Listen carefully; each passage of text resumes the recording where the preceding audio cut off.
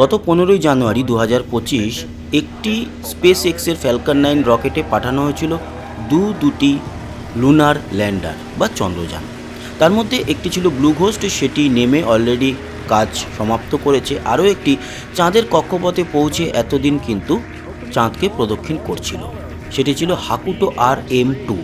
সেই মিশনের যে ল্যান্ডারটি সেটি ছিল চাঁদের মাটিতে আরেকটি রোমহর্ষক অভিযান, তাই মুখিয়েছিল সকলে। কিন্তু চাঁদের মাটিতে আছড়ে পড়ল জাপানের সেই চন্দ্রযানও। হাকুটো RM-2 মানে মিশন 2 অভিযানের আওতায় পালকের মতো চাঁদের মাটি ছোঁয়ার কথা ছিল ল্যান্ডার রিসিলিয়েন্সের।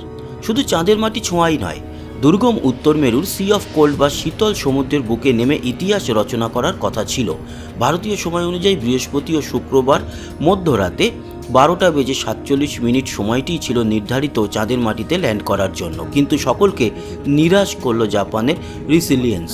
সেই সঙ্গে পৃথিবী থেকে যে বিশেষ মুন হাউস নিয়ে যাওয়া হয়েছিল তাও গুড়িয়ে গিয়েছে বলে মনে করা হচ্ছে। এখনও পর্যন্ত সেরকমভাবে খবর পাওয়া যায়নি আর ল্যান্ডারটির, তবে গতিবেগ কমানো যায়নি বলেই সেটি ভেঙে পড়েছে বলে মনে করা হচ্ছে।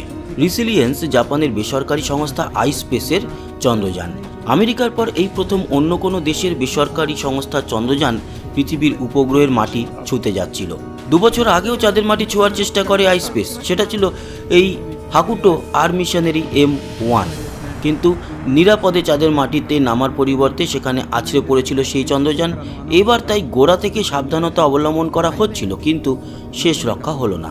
কিছুতেই গতি কমানো গেলই না। মাটি ছোঁয়ার আগের মুহূর্তেও গতিবেগ ছিল ঘন্টায় 187 কিলোমিটার। মাটি থেকে দূরত্ব ছিল 223 মিটার। 1 মিনিটেরও কম সময়ের মধ্যে মাটি ছোঁয়ার কথা ছিল, আর তাতেই বিপত্তি ঘটে বলেই ধারণা। জাপানের এই চন্দ্রযানটির ল্যান্ডার চাঁদের মেয়ার ফ্রিগোরিস সমতলে নামতে যাচ্ছিল। এটি চাঁদের উত্তর মেরুতে অবস্থিত 900 কিলোমিটার আয়তনের সমতল এলাকা। 4 চাকার টেনাসিয়াস রোভার নিয়ে চাঁদের মাটি ছোঁয়ার কথা ছিল রিসিলিয়েন্স ল্যান্ডারের। আইস্পেসের ভর্তুকিপ্রাপ্ত লাক্সেমবার্গের একটি সংস্থা, তারা কিন্তু রোভারটি তৈরি করেছিল। পেলোডটি তৈরি করতে খরচ পড়েছে প্রায় 16 মিলিয়ন মার্কিন ডলার। যন্ত্রপাতি তৈরির দায়িত্ব ছিল জাপানেরই কিছু সংস্থা এবং তাইওয়ানের একটি ইউনিভার্সিটির। রিসিলিয়েন্স ল্যান্ডারটির উচ্চতা 2.3 মিটার। সব ঠিক থাকলে 14 দিন চাঁদের উত্তর মেরুতে সে গবেষণা চালাতো। 14 দিন পর চাঁদের বুকে রাত নামবে, তার আগেই যা করার করে নেওয়া হবে বলে ঠিক ছিল। চাঁদের মাটি থেকে নমুনা সংগ্রহের পাশাপাশি ছবি তোলার কথা ছিল সেটির। ওই নমুনা ভবিষ্যতে সংগ্রহ করে আনার লক্ষ্যও ছিল। আমেরিকার মহাকাশ গবেষণা সংস্থা নাসার সঙ্গে সেই মর্মে চুক্তিও হয় আইস্পেসের। চাঁদের উত্তর মেরুতে সমতল এলাকাতেই চন্দ্রযানটিকে নামানোর সিদ্ধান্ত নেওয়া হয়েছিল। শীতল সমুদ্রে গুটি কয়েক পাথরের চাঁই ছাড়া কিছুই নেই। একসময় ওই এলাকা দিয়ে লাভা বয়ে যেত বলেও জানা যায়। রিসিলিয়েন্স ল্যান্ডারটিকে অত্যন্ত যত্ন সহকারে তৈরি করা হয়েছিল। আবার রোভারটির উপর লাল রঙের একটি ছোট বাড়ি যেমনটি দেখা যায় সুইডেনে, সেটির নাম রাখা হয় মুন হাউস। চাঁদের মাটিতে নামানোর কথা ছিল সেটিকেও, মানব সভ্যতার সাফল্যের প্রতীক হিসাবে। বেসরকারি সংস্থাগুলির জন্য এই চন্দ্রাভিযান অত্যন্ত গুরুত্বপূর্ণ ছিল।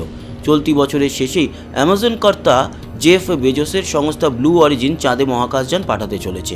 এরপর অ্যাস্ট্রোবটিক টেকনোলজিসেরও চন্দ্র অভিযান হবে। এর আগে গত বছর আমেরিকার সংস্থা ইনস্টিটিউটিভ মেশিনসের অ্যাথেনা ল্যান্ডার চাঁদের মাটি ছোঁয়, কিন্তু সেটি একদিনে কাত হয়ে পড়ে চাঁদের মাটিতে। কিন্তু মনে হচ্ছে শেষ পর্যন্ত ইতিহাস রচনা করা হলো না রিসিলিয়েন্সেরও।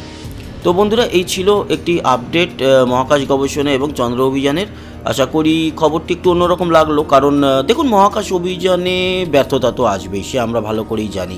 আর ব্যর্থতা থেকেই শেখার সময়। আগামী দিনে নিশ্চয়ই জাপান আবারও সাকসেস হবে, আর খবরাখবর আমরাই পৌঁছে দেবো। ধন্যবাদ আমাদের সঙ্গে জুড়ে থাকার জন্য। সবাই ভালো থাকবেন, সুস্থ থাকবেন। আবার দেখা হবে। টাটা।